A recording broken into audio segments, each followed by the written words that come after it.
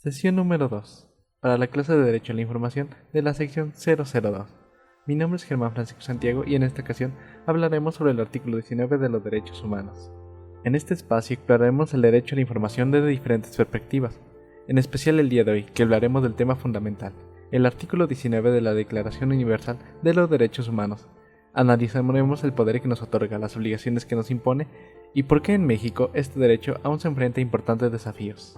Comencemos por saber qué es lo que establece este artículo, el cual dicta que todo individuo tiene derecho a la libertad de opinión y de expresión. Este derecho incluye el de no ser molestado a causa de sus opiniones, el de investigar y recibir información y opiniones, y el de poder difundirlas sin limitación de fronteras por cualquier medio de expresión. Por lo que se puede comprender, este artículo no solo protege nuestra libertad de expresión, sino que también garantiza el acceso a la información. En una sociedad informada, esto es esencial para la participación ciudadana y la construcción de democracias fuertes.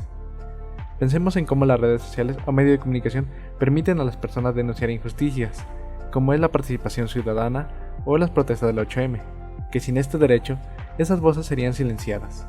Sin embargo, pese a eso, como todo derecho, es importante recordar que la libertad de expresión viene con responsabilidades.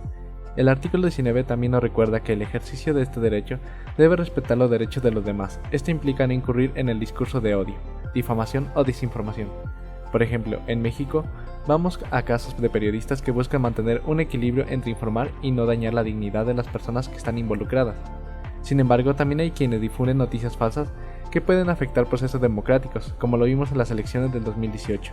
Elecciones en las cuales múltiples candidatos fueron blancos de las noticias falsas, ya sea para perjudicar o beneficiar su imagen.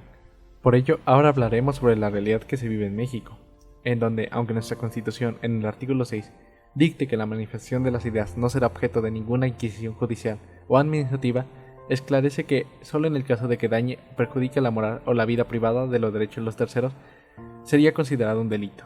Por lo que podemos ver que aunque la libertad de expresión esté garantizada, esta igual tiene limitantes claras, lo cual no se refleja en la sociedad como tal, ya que en México es uno de los países más peligrosos para ejercer el periodismo, esto según Reporteros Sin Fronteras en 2024. Sigue siendo uno de los países con más asesinatos de periodistas, esto genera un clima de autocensura y temor, llegando a afectar a otras áreas como la literatura y la cultura, donde ciertas obras son censuradas por contener un contenido políticamente incorrecto para las autoridades. Por lo que la reflexión sería, el por qué no se le da la importancia necesaria. Tenemos que por un lado, quienes ostentan el poder, ven la información libre como una amenaza, y por el otro, porque como sociedad no siempre valoramos el derecho a la expresión, sino hasta que se nos es arrebatado.